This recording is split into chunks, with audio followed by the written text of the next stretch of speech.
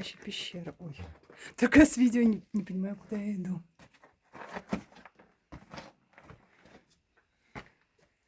Мы великие исследователи.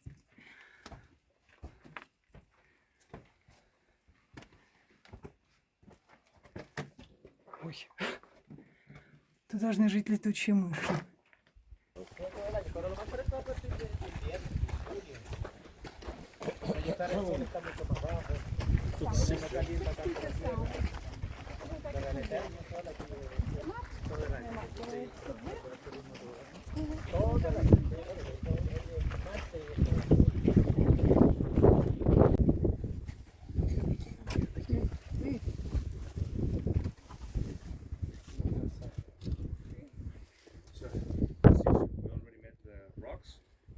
Everything around you, actually you're stepping over a huge massive crystal of salt.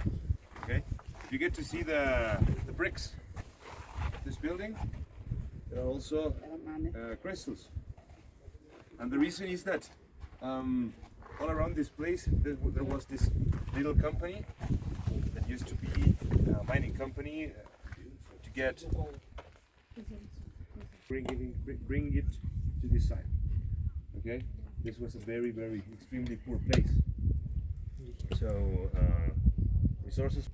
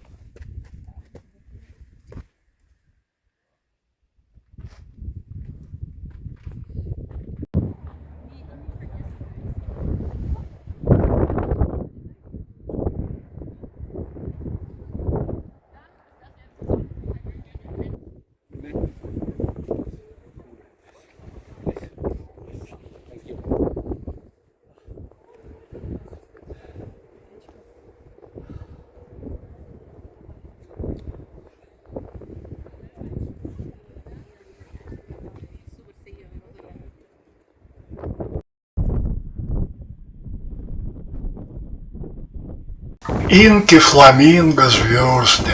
Правда, звезды будут только на фото, сделанное гидом во время экскурсии в обсерваторию. Увы, у нашей корреспондентки Анастасии пока нет соответствующей аппаратуры. Но поверьте, что увиденные созвездия так и сияют в глазах нашей корреспондентки. Над этой пустыней Атакама поразительно чистое небо, и воздух здесь чист. Такого освещения не доводилось видеть нигде. Но, может быть, в погожие дни на Байкале. Сообщают, что дожди не выпадали в этой стране, и сколько только не приводят лет, 100 лет, миллионов лет. Мы еще проверим, так ли это. А пока отправимся куда? Конечно, в город инков.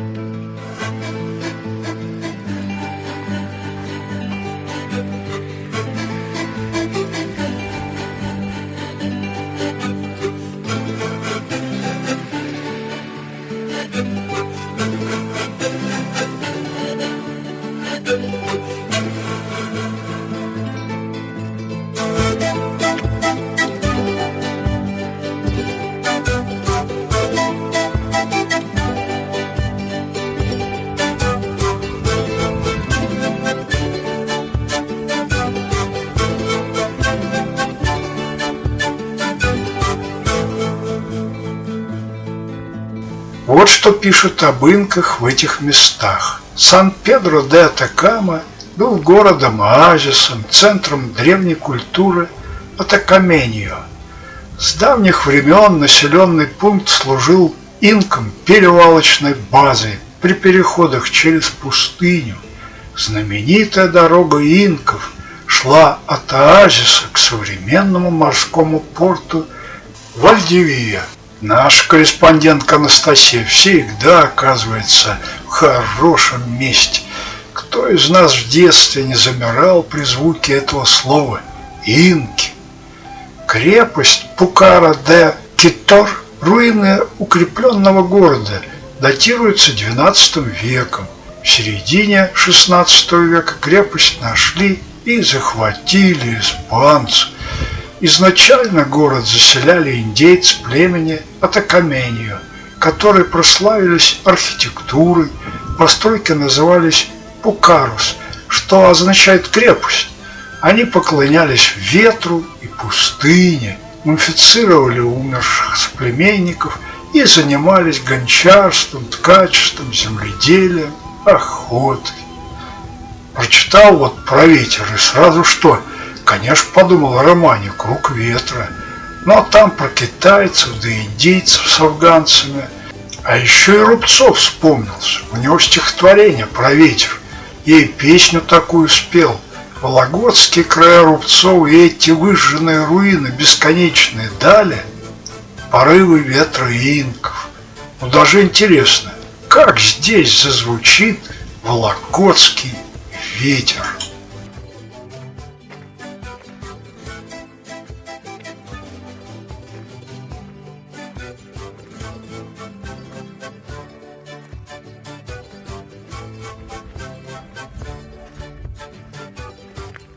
Ну а мы снова обращаемся к книге Мануэля Галича «История доколумбовых цивилизаций».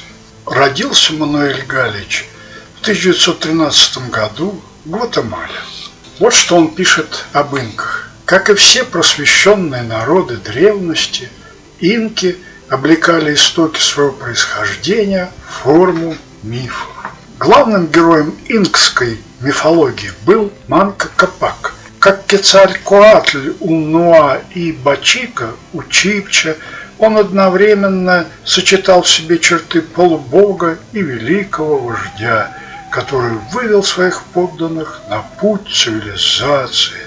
Действительно, должно было произойти нечто поистине великое, чтобы сохранить в памяти поколений вплоть до наших дней предания об этом вознесенном до уровня божества человеке и основателе государства, которое пережили само время и ту последовательно разрушавшуюся культуру, у истоков которой он стоял.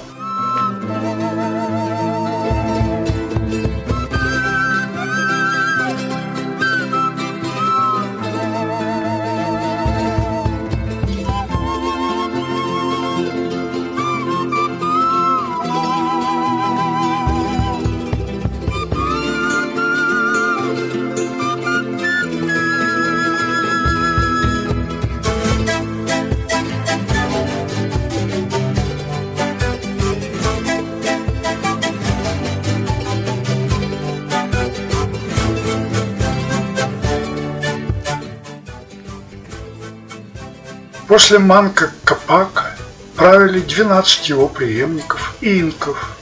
Подлинная история империи началась с Виракоча, инки, правившего в первой половине 15 века. Его позорное бегство в селение Какиа, в долине Шекашуана, когда он спасался от чанков, привело к тому, что его сын Куси Юпанки Пачакутек стал героем-освободителем инков. По мнению Ибарры Грасса, в общей сложности история инкского государства продолжалась не более 130 лет. До Виракоча, при котором началось его возвышение, инки господствовали лишь в небольшой области вокруг Куска, будучи всего лишь феодальными сеньорами царства Колья.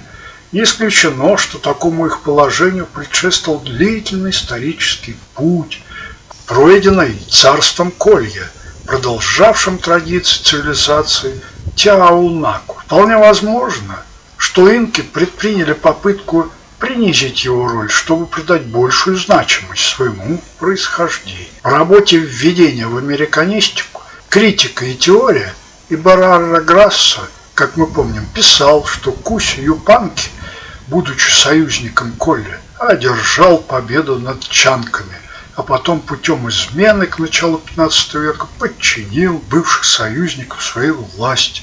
Он стал первым из выдающихся инкских правителей. В соответствии с исторической традицией за ним следовал Пачакутек 1438-1471, после которого дело усиления и возвышения Таунтинсуию продолжили его сын Тупак Юпанки 1471-1493 и племянник Уайна Капак 1493-1525.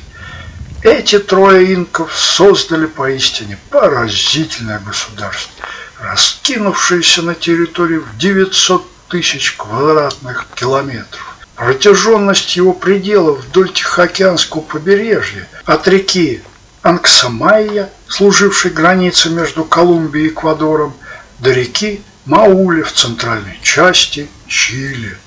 Размеры Инкской империи до настоящего времени продолжают поражать историков всех широт. Подходя к трем последним инкам, с критериями, применяемыми историками для оценки деятельности создателей огромных империй, известных завоевателей, память о которых увековечена их победами в захватнических войнах, Мейсон возводит Пачакутека, Тупака Юпанки и Уайну Капака до уровня Филиппа и Александра Македонских, Чингисхана и Наполеона.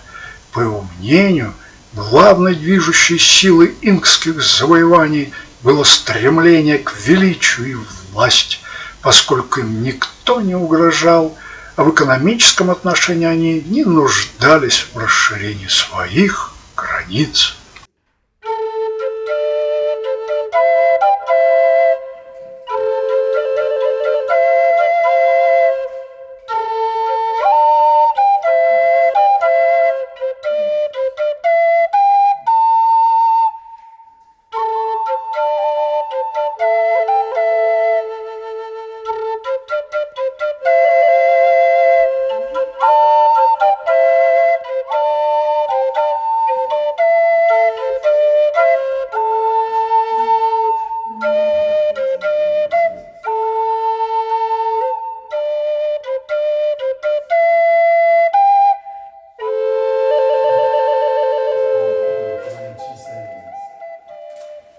Об инках мы еще расскажем, когда наша корреспондентка доберется до столицы инков, Мачу-Пикчу. Здесь-то только их форпост в пустыне Атакама. И мы узнаем много интересного о культуре инков, о войнах, об их социализме. Так что ждите. Ну а пока послушаем вологодский ветер в этих краях.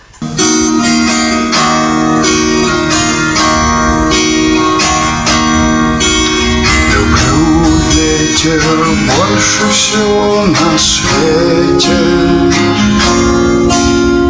Как воет ветер, как стонет ветер. Как может ветер выть и стонать. Как может ветер за себя постоять. О, ветер, ветер, как стонет в уши, как выражает живую душу. Что сам не может, что может ветер сказать о жизни на целом свете. Спасибо, ветер твой, слышу стон. Как облегчает, как мучит он. Спасибо, ветер, я слышу, слышу. Я сам покинул родную крышу. Душа ведь может, как ты, стонать. Но так ли может за себя постоять? Безжизнен, скучен и ровен путь. Но стонет ветер, не отдохнуть.